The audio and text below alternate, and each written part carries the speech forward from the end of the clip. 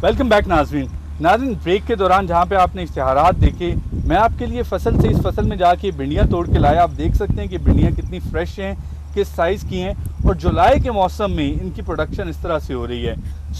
ये है वो छोटी छोटी जो स्टेप्स हैं, इक़दामात हैं, जो रिसर्च करने के बाद आप लोग बताते हैं कि इस फसल को अगर इतना डिले कर लिया जाए तो इतने ज़्यादा वक्त तक हम फसल हासिल कर सकते हैं। डॉक्टर साहब, ब्रेक पे जाने से पहले जिस तरह बात हो रही थी कि और कौन सी फसलें हैं भिंडी के अलावा, और ऐसी कौन सी सब्जियात हैं जो कि साल के 12 महीने हमारे जो पाकिस्तानी सार्फिन हैं वो अपने घरों में इस्तेमाल कर सकते हैं? अच्छा, इसमें मैं आपको दो तरह की बताता हूँ। एक है गर्मियों की सब्जियाँ का कौन कौन सी हैं, दूसरे सर्दियों की। गर्मियों में जो भिंडी के अलावा है वो कद्दू है, तोरी है, और इसके अलावा टमाटर, खीरा, ये फसलें, बैंगन भी है।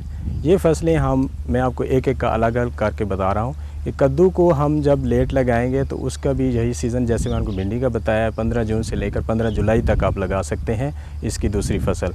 इसी तरह खीरा और टमाटर को इसकी अगेती फसलें लग सकती हैं, यानी कि पहले मेन फसल। डॉक्टर साहब, क्या यहाँ पे मैं चाहूँगा, चूँकि नाजरीन जो है प्रैक्टिकली दिखाया जाए तो बेहतर समझते हैं, और किसानों को इंतहाई ज़रूरी है कि हम जो चीज़ें लगी हुई हैं वो यहाँ पे दिखाई जाएँ। क्या यहाँ पे कद्दू की फसल काश्त हुई हुई ताकि नाज़रीन को दिखाई जा सके? कद्दू की जो हमारी पहली फसल काश्त हुई है वो मैं आपको नाजरीन के लिए, ताकि वो कद्दू का कुछ देख सकते हैं। ऑफ सीज़न इस वक्त नहीं लगी हुई। चलें, जो लगी हुई है उसी को चल के देखते हैं ताकि नाजरीन को बेहतर समझ सकें।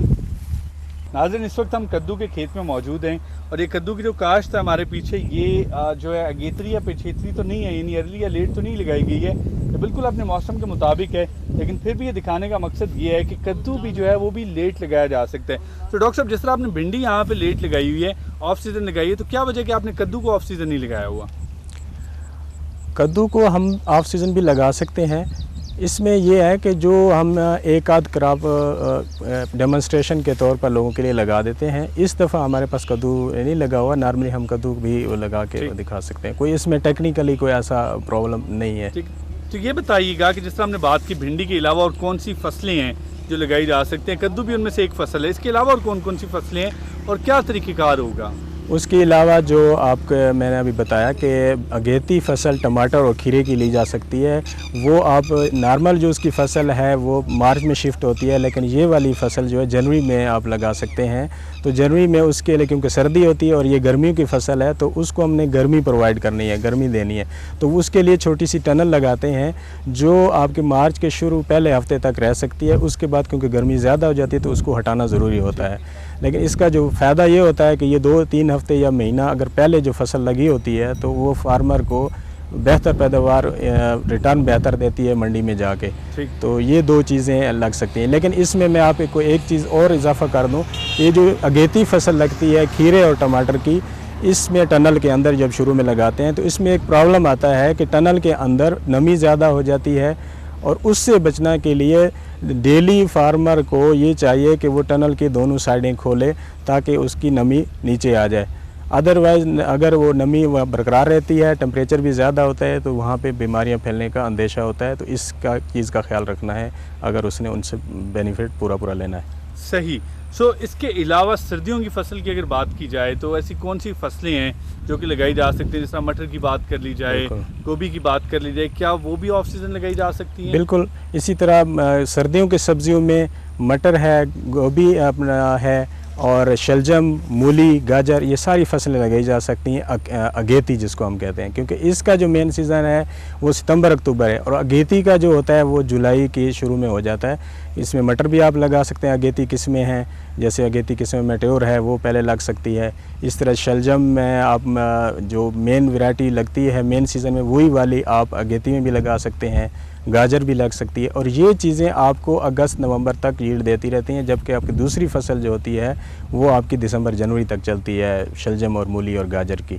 तो ये 1-2 महीना पहले आप उसको ले सकते हैं। तो इसको लगाया जा सकता है। डॉक्टर साहब, जहाँ पे हमने ये बात की कि फसलें जो हैं ऑफ सीज़न किस तरह लगाई जा सकती हैं, पाकिस्तान में नॉर्मली ये देखा गया है कि जो प्रोडक्शन है ज़राअत से, भले वो लाइफ स्टॉक से हो, भले वो आपकी हरीफ की फसल हो, कोई भी हमारे जो प्रोडक्शन के स्टैंडर्ड्स हैं वो कहीं कम हैं जो कि हमारे तरक्की याफ्ता ममालिक हैं उनके निस्बत। तो सब्जियात के बारे में आपका क्या कहना है कि जो पर फ़ी एकड़ या फ़ी पौधा जो भी आपके मयार है, जो स्टैंडर्ड है, उसके मुताबिक फसल हासिल हो रही है, जो यील्ड हासिल हो रही है, या वो कम है इस वक्त? हमारे जो पोटेंशियल के मुताबिक जैसे आप बता रहे हैं कि बहुत कम है हर फसल में, और उसकी मेन रीज़न ये है कि हमारे किसान भाई जो हमारे माहिरीन के मशवरों के मुताबिक सारी चीज़ें नहीं करते। मिसाल के तौर पर वो सोइंग का सबसे पहले टाइम पे पूरा नहीं करते, उसके बाद वो अपने जो उसकी कल्चरल प्रैक्टिसेस हैं जिसको हम कहते हैं ज़री अवामिल हैं, उस पे कोई काम नहीं करते सही। जो मशवरे के मुताबिक जब चीज़ें पूरी नहीं करते तो उनको वो पूरा बेनिफिट जो आप बता रहे हैं ना, जैसे कि दूसरे मुल्कों में वो पूरा नहीं होता। अगर यहाँ भी लोग उसको पूरा वो करें तो मिल सकता है वही वैरायटी। तो क्या स्टेप्स हैं? अगर हम सब्जियात की बात करें, चूँकि आप सब्जियों के एक्सपर्ट हैं, इन पर आपने सारी ज़िंदगी तहकीक की है, सो ये बताइए कि सब्जियों को बाय एंड लार्ज, चूँकि एक सब्ज़ी की बात की जाए तो शायद एक प्रोग्राम में उसको मुरतब करना मुमकिन नहीं होगा, बाय एंड लार्ज अगर बात कर ली जाए तो क्या करना होगा? जिस तरह ऑनियन है तो वो ज़मीन के नीचे उसका फल होता है, बेलदार सब्जियां हैं, कुछ भिंडी की तरह, ये जो मटर हैं वो कुछ डिफरेंट टाइप्स की सब्जियां हैं, इनकी जो पौधे होते हैं। तो क्या तमाम सब्जियों को एक जैसी सोइंग की ज़रूरत होती है या इनको कोई डिफरेंट तरह की सोइंग की ज़रूरत होती है? मैं चाहूँगा जो हमारी मेन क्रॉप्स हैं उसके हवाले से आप नाज़रीन को ये बता दें, जितना मुमकिन है थोड़े से वक्त में वो बताया जा सके, ताकि जो ये हमारा बहुत बड़ा मसला है कि हमारे पास इतनी बड़ी ज़मीन है लेकिन उससे हासिल होने वाली प्रोडक्शन कहीं कम है। दो कि इस वक्त हमारी फूड सिक्योरिटी के अल्हम्दुलिल्लाह को मसाइल नहीं है, लेकिन जिस तेज़ी से आबादी बढ़ रही है ये बात इंतहाई ज़रूरी है कि हम अपनी यील्ड को इंक्रीज़ करें। तो मैं चाहूँगा कि आप नाज़रीन को ये बताइए कि किस तरह से हम अपनी प्रोडक्शन को बेहतर बना सकते हैं। तो इसके लिए सबसे मैं आपको सब फसलों के लिए मसाइल एक जैसे हैं, ज़मीन की तैयारी से लेकर उसके तोड़ने तक फसल के। अगर वो हमारे मशवरे के मुताबिक अमल करें, जिसमें ये है कि फ़ॉर एग्ज़ाम्पल अगर ज़मीन की तैयारी लें तो सबसे उसमें जो इम्पॉर्टेंट बात है कि ज़मीन लेवल हो, ज़मीन फर्टाइल हो, यानी कि उसमें कुदरती खाद डालें। दूसरी उसकी खादें जो टाइम पे फसल को ज़रूरत है, जो हम रिकमेंड करते हैं, हर फसल के लिहाज से थोड़ी थोड़ी फ़र्क होता है, तो वो दें। अपनी ज़मीन का तजिया करा के उसके मुताबिक उसमें वो खाद डालें। फिर फसल लगाने के बाद उस वक्त ये ख्याल करें कि हर फसल के पौधे से पौधे का फ़ासला और कतारों से कतारों का फ़ासला जो कि पौधे के हुजम के हिसाब से रखा गया होता है, माहिरीन ने रिकमेंड किया होता है, वो चीज़ का ज़रूर ख्याल करें। अगर वो पौधों के दरमियान फ़ासले का ख्याल नहीं रखेंगे तो वो कभी भी उसकी हिसाब हासिल नहीं कर सकते। फिर उसके बाद आपने उसकी मज़ीद कि कब उस पर कीड़े का अटैक हुआ, कब बीमारी आई, कब उसका फल तोड़ना है, ये सारी चीज़ें मद्देनज़र रखनी होती हैं, क्योंकि ये फसल जो होती है उसको अगर हर टाइम पे अगर उसको बेबी की तरह नहीं पालेंगे तो वो उससे वो हासिल पोटेंशियल नहीं कर सकते। सही। या ये बताइए कि कौन सी सब्जियां इस वक्त पाकिस्तान में जो मौसमी सब्जियां हैं और जो मार्केट से फ्रेश सब्जियां हासिल की जा सकती हैं, उनका वो फ़ायदा उठा सकें? बिल्कुल, इस वक्त समर की सब्ज़ियाँ ज़्यादातर अवेलेबल हैं। भिंडी है और कद्दू, तोरी, इन सब्ज़ियों में बहुत ज़्यादा न्यूट्रिशन है। अगर ये लोग हमारे इस तरफ तवज्जो दें तो ये चीज़ें अवेलेबल हैं अभी मार्केट में, क्योंकि जुलाई तक अवेलेबल होती हैं। भिंडी है, उसमें कद्दू है, तोरी है, टिंडा है।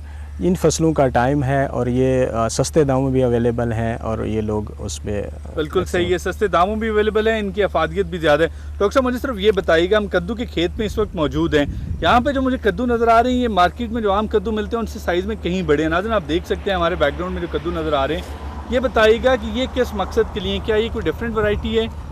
ये कद्दू हमने, ये वही वैरायटियाँ हैं जो बाज़ार में मिलती हैं। इनका साइज़ इसलिए बड़ा है कि हम इनका बीज बना रहे हैं, तो जब भी ये फसली जब उसको पकने के लिए छोड़ते हैं तो उसका साइज़ भी बड़ा हो जाता है और उसका कलर भी वो ग्रीन नहीं रहता बल्कि वाइटिश सा हो जाता है। इसलिए आपको ये नज़र आ रहे हैं दो किस्म कद्दू, गोल भी और लंबे वाले। ये दोनों के वाइटिश से जो नज़र आ रहे हैं ये उसकी साइज़ भी बड़ी होगी। ये पकने के लिए हमने छोड़े हुए हैं हम सीड, ताकि इसकी जनरेशन आगे चले। बिल्कुल सही। डॉक्टर साहब इस वक्त हम ये कद्दू के खेत में मौजूद है, मुझे ये बताइएगा कि यहाँ पे जो मैं कद्दू देख सकता हूँ, ये यहाँ पे आपने हार्वेस्ट करके भी रखे हुए, ये कद्दू जो हैं ये साइज़ में बड़े हैं। तो क्या वजह है कि ये साइज़ में बड़े हैं? जो आम हमें कद्दू नज़र आते हैं उनसे ये कद्दू साइज़ में कहीं ज़्यादा बड़े हैं, तो इनका पर्पज़ क्या है? इनका ये भी कद्दू वही है, ये वैरायटी कोई और नहीं है। सिर्फ इनको हमने क्योंकि बीज बनाने के लिए छोड़ा है, तो कोई भी फसल जब उसको, क्योंकि नॉर्मली हम फ्रेश स्टेट में लेते हैं, ग्रीन होता है कलर उसका, अब ये वाइट भी हो जाएगा और साइज़ भी बड़ा हो जाएगा और ये बीज हम इनका बना रहे हैं। ठीक, तो ये बीज बनाने के लिए कद्दू रखे गए हैं और ये वही वैरायटी है जो आम मार्केट में अवेलेबल है। डॉक्टर साहब थैंक यू वेरी मच, आपने आज के प्रोग्राम में वक्त दिया।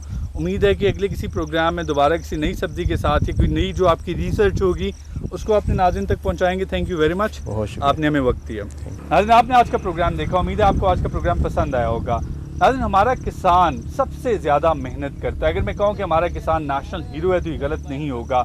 आप जानते हैं कि बिजली के कितने बड़े मसाइल हैं, पानी नहीं मिल रहा है, यहाँ पे खाद बेतहाशा महंगी है, लेकिन उसके बावजूद पाकिस्तान में अल्हम्दुलिल्लाह फूड सिक्योरिटी के मसाइल नहीं है। गंदम हम एक्सपोर्ट करते हैं, चावल हम एक्सपोर्ट करते हैं, आम आपके सामने हम दुनिया का बेहतरीन आम पैदा करते हैं, एक्सपोर्ट करते हैं, सब्जियात मिडल ईस्ट यूरोप को हम लोग एक्सपोर्ट कर रहे हैं, लाइफ स्टॉक पाकिस्तान से एक्सपोर्ट हो रहा है। तो इसकी वजह यह है कि मुल्क की ज़रूरियात भी पूरी कर रहे हैं किसान, और उसके बाद जो बच जाता है, जो सरप्लस होता है, वो एक्सपोर्ट भी हो रहा है और तरक्की याफ्ता ममालिक को एक्सपोर्ट हो रहा है। इसका मतलब है कि हमारी क्वालिटी किसी तरह से भी दुनिया के तरक्की याफ्ता ममालिक से पीछे नहीं है। लेकिन बदकिस्मती से किसान को जो उजरत है, जो मुआवजा है, वो मुनासिब नहीं मिलता। आज का प्रोग्राम करने का मकसद भी यही था कि जब मौसमी सब्जियां आती हैं तो तब जो सप्लाई है जो सब्जियों की वो बहुत ज़्यादा बढ़ जाती है। किसान जब मंडी पहुंचता है तो उसको बेहतर उजरत नहीं मिलती है। इसी वजह से आज का प्रोग्राम किया गया ताकि इसकी रोशनी को उजागर किया जा सके कि किस तरह से आप 2 महीने पहले अगर अपनी फसल को ले आएँ या 2 महीने बाद में लेट अपनी फसल को ले आएँ तो आप बेहतर उजरत, बेहतर मुआवजा हासिल कर सकते हैं। जैसा डॉक्टर साहब ने प्रोग्राम बताया कि छोटे छोटे स्टेप्स हैं, आपको क्या स्टेप्स अपनाने होंगे, कौन सा ऐसा मौसम है, कौन से सूबे में कौन सी सब्जी लगाई जा सकती है, इन सारी चीज़ों को देखते हुए आप बेहतर मुनाफा बना सकते हैं। सच टीवी की पूरी टीम किसानों को सैल्यूट करती है, चूँकि आपकी ये मेहनत है जिसकी वजह से पाकिस्तान में फूड सिक्योरिटी के मसाइल नहीं हैं। अगर आप इस प्रोग्राम के हवाले से कुछ जानना चाहते हैं या प्रोग्राम में शिरकत करना चाहते हैं, कुछ सजेशन देना चाहते हैं तो हमें मुफ्त कॉल कर सकते हैं। कॉल करने के लिए हमारा नंबर है 0800 84420। खत के जरिए भी आप हमारे प्रोग्राम में शिरकत कर सकते हैं। खत लिखने के लिए हमारा पता है ABC NARC park road, Islamabad. अगले प्रोग्राम तक अपने होस्ट मोहसिन कमर को इजाज़त दीजिए। अल्लाह हाफिज़।